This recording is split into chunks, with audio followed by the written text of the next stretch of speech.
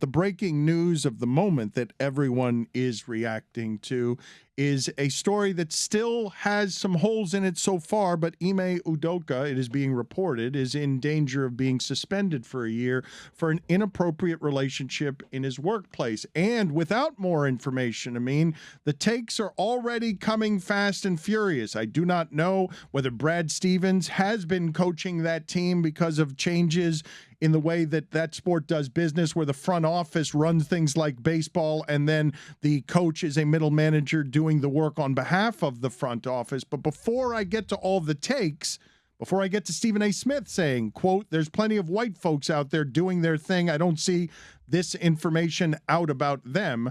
Let's just go through what's happening right now, Amin, with the Boston Celtics. What do you make of the reporting around it, the holes in the reporting, and that we're looking at Udoka possibly getting a suspension that is as long as Sarver's initial suspension?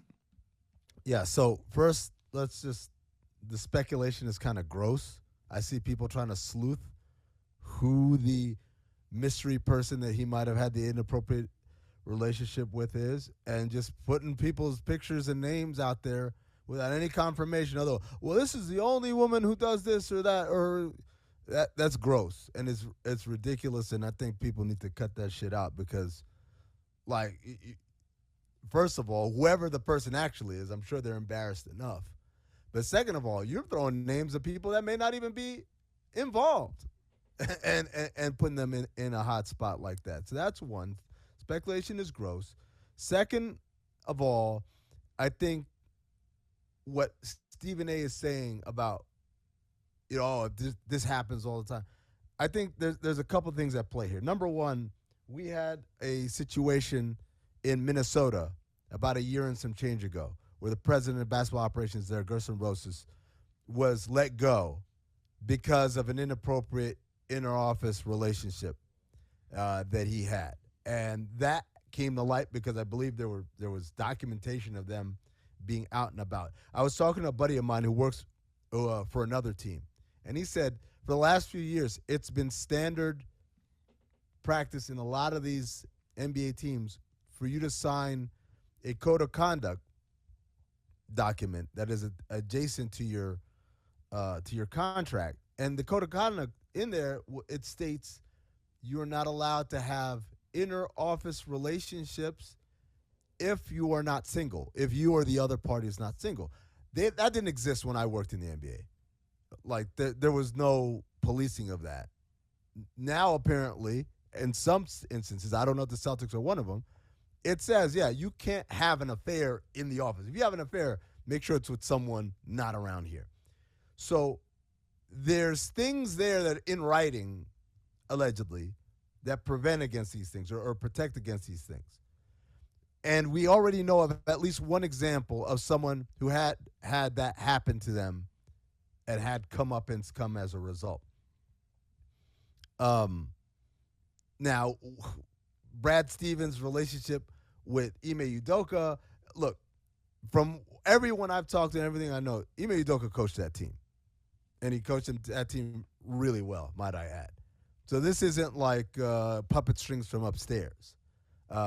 This is the case of a guy who was very successful in his job and apparently has made a mistake in his personal life.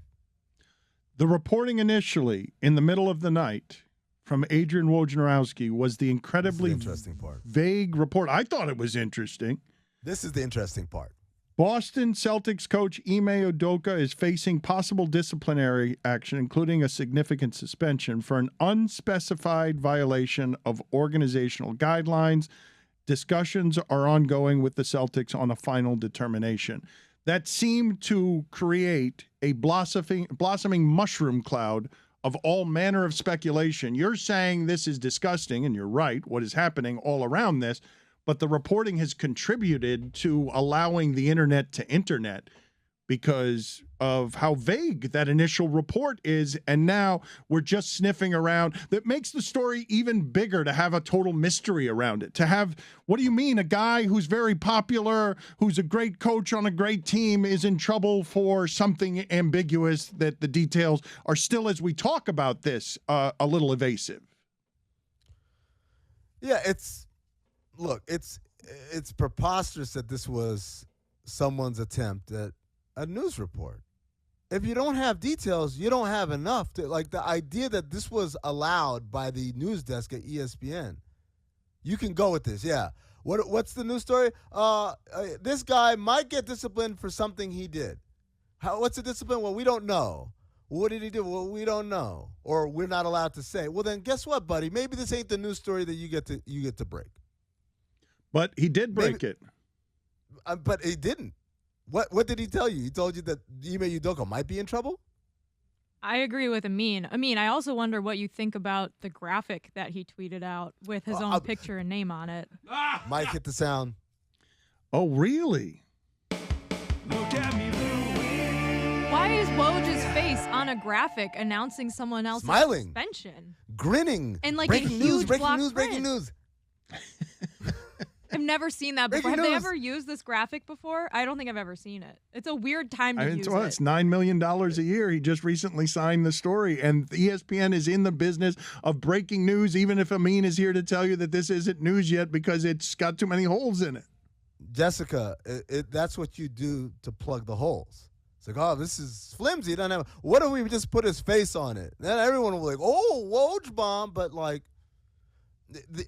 part of it reminds me of Jerry Seinfeld trying to rent the car, and he's telling us like, you see, with a reservation you have to like, and she's like, I know how a reservation works. Like, I don't think you do. Anyone can take a reservation, but ultimately it's the holding of the reservation that is the part that matters. And same thing, anyone could say something's about to happen, but ultimately it's the telling us what's about to happen that matters for it to be breaking news. And also, what is the value of Woj saying it 12 hours earlier, or whenever the Celtics ultimately are going to release the information themselves? Like, what is the value of knowing it 24 hours sooner? He's not telling us what even happened. But you get people clucking. You get people. I really don't. Well, exactly, Dan. Yes. That's the look at me, Louie of it. It's immoral, no but right now the principles, all of the principles that you're talking about journalistically are in jeopardy because they all lose to get it first. Even if you don't have it totally, just get it first and put your face on it. But this is another level of get it first, right? This is turning in the diorama and like you haven't even glued the stuff to it. It's just like shoving a pile of loose parts and say, here, got it, submitted it. What do you think of what is presently happening, though, to the Boston Celtics? What does it mean? Can you talk about it thoroughly with pieces missing on, well, what tell me about the relationship. Well, okay, so again, as I said, this has happened before, and it happened in a dismissal at the highest level of an organization in Minnesota.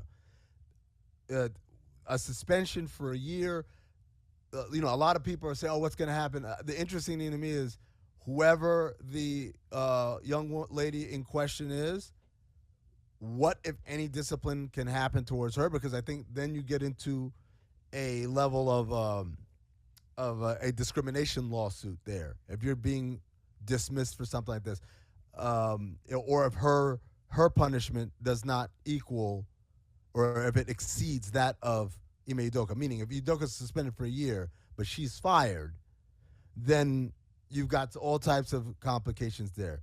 I think of the Celtics organization as one that thought this was going to be a great year for them, and look at how many things that have gone wrong for them. Danilo Gallinari was a big acquisition for them, tore his ACL. Robert Williams has to go in for more work on his knee. He's out 4 to 6 weeks. And now your coach is out for the year, and you have this scandal floating over the organization.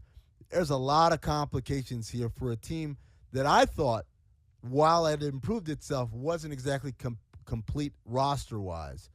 And the question becomes, can they put together enough stuff around this to continue to have a successful season? Why do you believe they're not complete enough roster-wise when they add Brogdon and they don't seem healthy? When they're healthy, they don't seem to have very many weaknesses.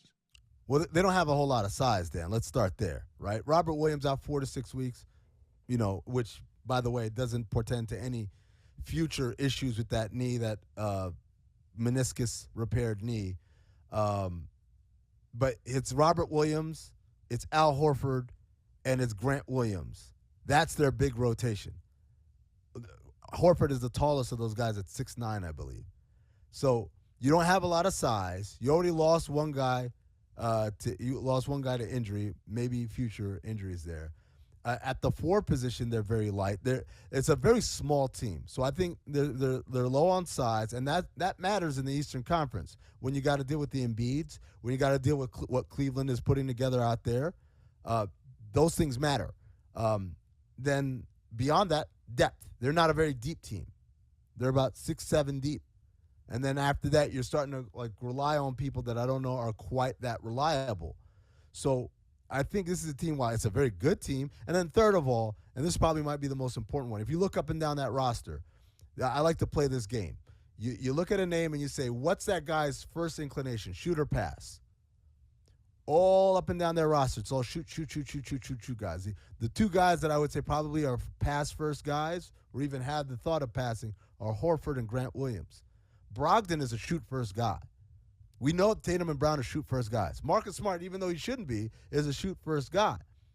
And so you ask yourself, well, who's out here making sure everybody's happy, to make sure that everyone's fed, make sure that the offense is balanced? Not too many guys. That's a hole that they have to fill, along with the size hole. But those things pale in comparison to losing what I believe to be one of the best coaches in the league for a year for basically personal life indiscretions.